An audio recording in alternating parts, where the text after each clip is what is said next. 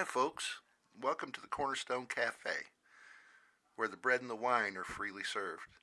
My name is Daniel, and I'm going to be your server. And today on the menu, we have the parable of the wheat and the tares. Now hold on to your hats while I unpack this for you. Now, the parable of the wheat and tares was recorded in Matthew 13. And Jesus came out of a house. He was in a house, probably one of the disciples' houses by the Sea of Galilee. And when he came out of the house, he sat down by the sea, and great multitudes came to him. And then he got into a boat, and he sat. And while the multitudes were on the seashore, he spoke to them. And he spoke to them about many parables. And this starts in Matthew 13:24, if you want to read it. And it says, "Another parable he put forth to them, saying, The kingdom of heaven is like a man who sowed good seed in his field. But while men slept, his enemy came and sowed tares among the wheat, and went his way. But when the grain had sprouted and produced a crop, then the tares also appeared. So the servants of the owner came and said to him, Sir, did you not sow good seed in your field? How then does it have tares? He said to them, An enemy has done this. The servants said to him, Do you want us to go and gather them up? But he said, No, lest while you gather up the tares, you also uproot the wheat with them. Let them both grow together until the harvest. And at that time of the harvest, I will say to the reapers, First gather together the tares, and bind them in bundles to burn them, but gather the wheat into my barn." And later on, he explained this parable of the tares to his disciples, and this is in Matthew 13:36. Then Jesus sent the multitude away and went into the house, and his disciples came to him, saying, Explain to us the parable of the tares of the field. He answered and said to them, He who sows the good seed is the Son of Man. The field is the world. The good seeds are the sons of the kingdom. But the tares are the sons of the wicked one. The enemy who sowed them is the devil. The harvest is the end of the age, and the reapers are the angels. Therefore, as the tares are gathered and burned in the fire, so it will be at the end of the age. The Son of Man will send out his angels, and they will gather out of his kingdom all things that offend, and those who practice lawlessness, and will cast them into the furnace of fire. There will be wailing and gnashing of teeth. Then the righteous will shine forth as the sun in the kingdom of their Father. He who has ears to hear, let him hear. I've put up a picture of the wheat and the tares so you can see it's difficult to tell the difference between the two. But this is just symbolism. I think it'd be a good idea to read this again by yourself. And like Jesus said to his disciples, that would be us, let this sink down into your ears. Listen, I've heard the religious leaders describe this as being, he's talking about sinners. He's not talking about sinners, folks. Because if you'll take a look at 41, verse 41, you'll see that the angels gather out all things that offend, and those who practice lawlessness. Now, who is it that practice lawlessness? Think about that a minute. It isn't just a sinner, because if it was sinners, we'd all be going to the fire. No, those are the minions of the fallen, the offspring's fallen, is what he's talking about. So in other words, there's fake people living among us. They're not of the family of man. They've been corrupted, and their line is with us today. So if you're wondering how these fake people, I call them the descendants, exist, where'd they come from, how did they get here, it's just all too fantastic to even believe. Well, I would remind you that our existence on this planet is supernatural. How did we get here? I mean, it's just unbelievable that we're here. So why not? Why wouldn't they be here? But I'll explain this. I mean, it is in the Bible. It all starts in Genesis. In Genesis 3, it tells us about the fall of man, after man ate the fruit that he wasn't supposed to eat. But in Genesis 3:14 and 15, he's talking to that old serpent, the devil. And in 15, he says, And I will put enmity between you and the woman, and between your seed and her seed. Right there, folks, before any of this was even done, he's telling us what is going to occur. Genesis 6, 1 through 4, God tells Moses what exactly happened. Now it came to pass, when men began to multiply on the face of the earth, and daughters were born to them, that the sons of God saw the daughters of men, that they were beautiful, and they took wives for themselves of all whom they chose. And the Lord said, My spirit shall not strive with man forever, for he is indeed flesh, yet his days shall be 120 years.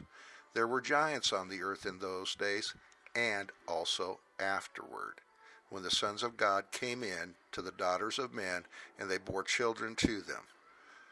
Those were the mighty men of old, men of renown. Now this picture pretty much explains what happened. All of the offspring of the fallen with women weren't all 36-foot tall giants.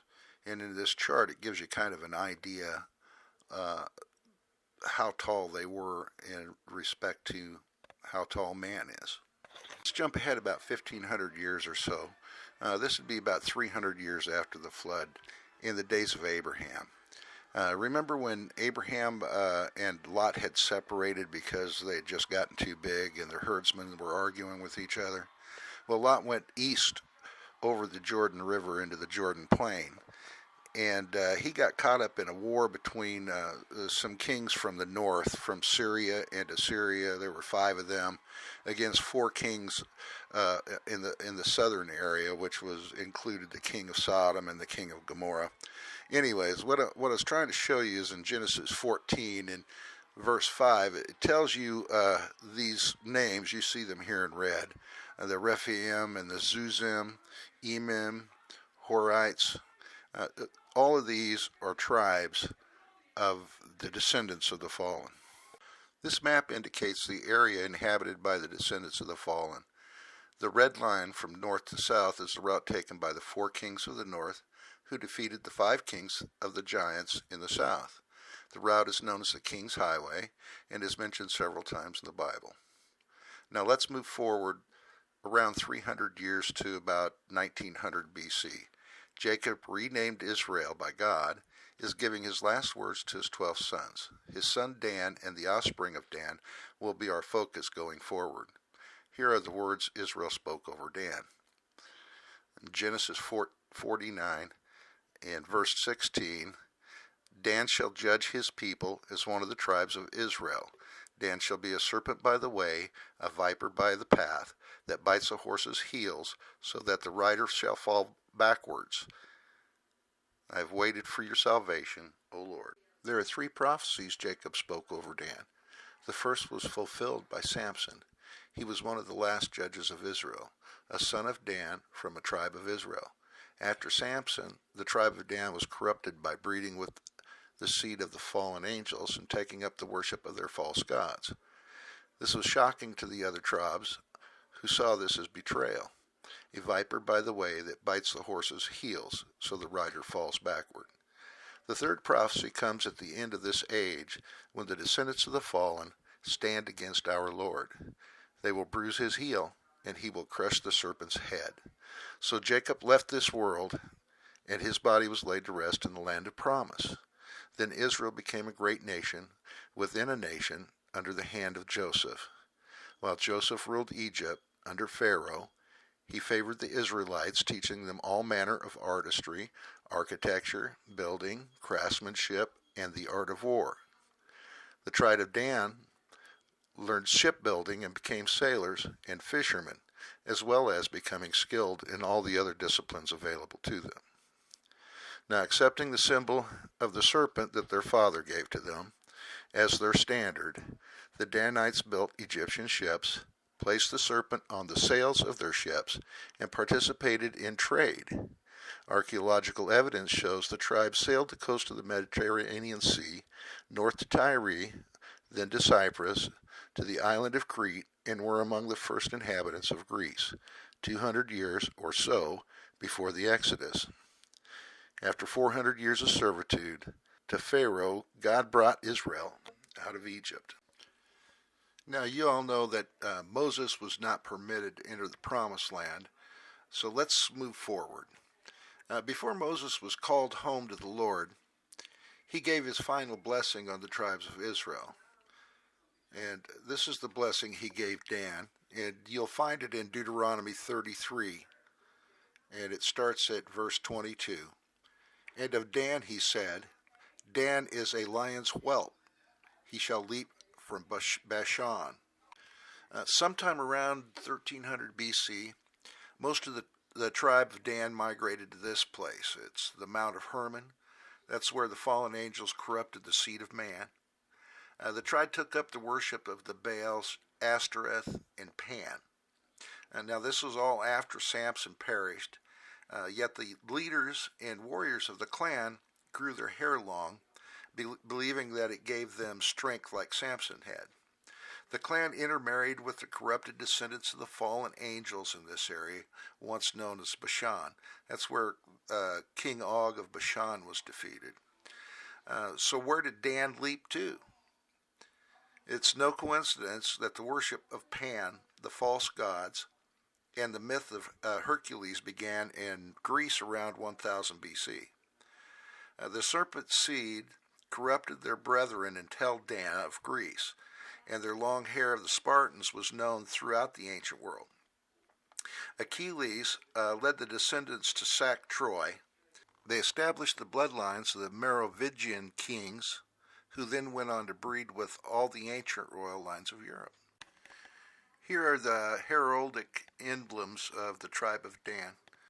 You'll find variations of these emblems in nearly all of the European royalties' coat of arms. Folks, these are the ancestors of the 10 kings, and one day soon, one of them's going to step out on the world stage. Let me leave you with this one thought. Every president of the United States, from George Washington to Barack Obama, except one, has been a descendant of King John of England. Think about that. Look, if I don't see you before, folks, I'll look for you at the feast. You know, the marriage feast of the Lamb. Have a great day.